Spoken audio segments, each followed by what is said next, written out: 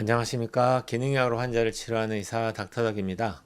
정부에서 지금 10월 달부터 나이에 따라서 이제 무료 또 코로나 백신 접종에 대한 공고를 하고 있습니다. 그래서 많은 분들이 백신을 꼭 맞아야 되는 것처럼 또 오해할 수 있을 것 같은데, 또 이 말하면 또 영상이 또 잘릴까요? 그쪽 얘기는 좀 나중에 하고, 오늘은 그러면 우리가 자연적인 면역이 생겼을 때 어떻게 되는지에 대한 얘기를 오늘 한 번 더 할 건데, 터키 갔다 오면서 코로나에 걸렸고 그 이후에 코로나 항체 변화에 대해서 제가 1년 동안 매달 검사를 해서 그 변동에 대해서 제가 자료가 취합되면 한번 영상으로 제가 말씀드리겠습니다 했는데, 그날이 바로 오늘입니다. 그래서 요번 달 9월 달까지 검사한 걸로 해서 10월 달부터, 작년 10월부터 올해 이 9월까지 1년 동안의 코로나 항체의 변이에 대한 것들을 제가 그래프로 보여드릴 거예요. 잘 보시면은 2022년 10월 달에 10월 13일 날 검사했을 때가 11,000이 넘었을 때입니다. 12,000이 살짝 안 되고요. 그러고 나서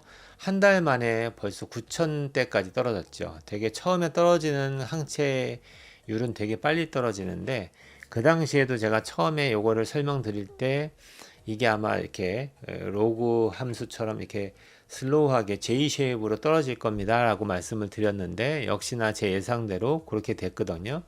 그래서 올해 2023년 7월 4월까지가 계속해서 떨어졌어요. 그래서 2023년 4월까지는 2,000, 거의 한 3,000 정도까지 떨어진 것 같습니다. 최하로 떨어졌을 때가 3,009였네요. 그렇게 떨어지고 나서 또다시 일시적인 반등이 있었는데, 그게 5월 달이거든요. 그러니까 이때 당시에 살짝 감기균이 있었을 때 외부에서 비슷한 코로나 바이러스가 몸 안에 들어왔던 것 같아요. 그게 들어오다 보니까 몸 안에서 또다시 그 바이러스에 대한 항체를 또 만드는 거죠. 우리 자연적인 면역이 그게 좋은 겁니다. 일반 백신보다는 훨씬 더 항체 효과가 많이 만들어지고요. 많이 만들어진 게, 얘가 떨어지는 속도도 처음에는 빨리 떨어지지만 되게 슬로우 컵을 거리면서 1년이 지날 때까지 우리 몸에 항체 효과가 남아 있고, 또 1년 동안에 새로운 바이러스가 들어온다면 또다시 그 바이러스에 대한 반응으로 또 우리가 충분하게 방어할 수 있는 항체를 또 만드는 거예요. 그때 당시에 들어올 때 바이러스에 대한 반응은 처음 걸렸을 때하고는 완전히 다르죠. 처음에는 발열도 나고 온몸이 쑤시고 아프고 기침 가래다가 되게 힘들었을 건데, 2차적인 감염이 들어올 때에 우리가 그걸 이겨내는 힘은 월등히 좋습니다. 그래서 단순히 감기 몸살 좀 왔나? 좀 몸이 좀 찌부둥하네? 이런 정도의 느낌만 있으면서도 그냥 넘어가 버리죠. 그러고 나서도 이제 한번 3,456까지 올라왔던 게 또 서서히 떨어집니다. 2,820, 2,547, 2,333.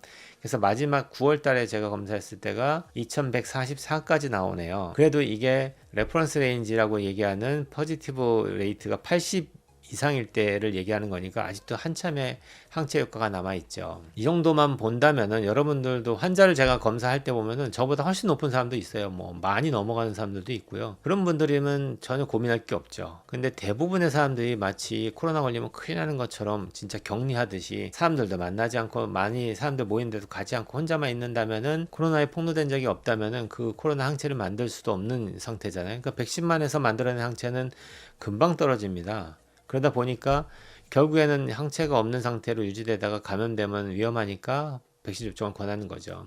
그러니까 뒤늦게 걸려서 지금도 치료받으러 오는 분들이 가끔 있는데, 그래도 너무 두려워할 건 없는 게, 그렇게 자연적인 면역을 통해서 만들어낸 항체가 훨씬 더 높을 거고, 한 번 정도는 고생하지만 그 다음부터는 그것 때문에 그렇게 고생하지 않아요. 물론 서브 타입이 변할 때마다 조금씩 걸릴 수 있겠지만, 그래도 아무것도 없는 베이스에서 걸려서 막 고생하는 것보다는 월등히 잘 견디실 거고요. 그리고 대변이라는 게 있을 수 있어요. 우리 인플루엔자 같은 경우도 10년 주기의 대변이가 있잖아요. 대변이라는 개념은 서브 타입의 변화 말고도 뭔가 큰 변화가 있는 거예요. 그럴 때는 기존에 내가 이미 만들어냈던 그 항체로는 도저히 얘를 이겨낼 수 있거나 싸울 수 있는 그런 상태가 아닌 거죠.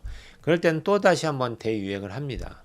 그거는 어느 바이러스나 다 갖고 있는 거예요. 우리가 잘하고 못하고에 상관없이. 그러니까 그럴 때도 자연적인 면역을 잘 갖고 있는 사람들이면 잘 이겨낼 수 있고, 또 그렇게 해서 만들어낸 항체를 이겨내는 게 훨씬 더 건강하다.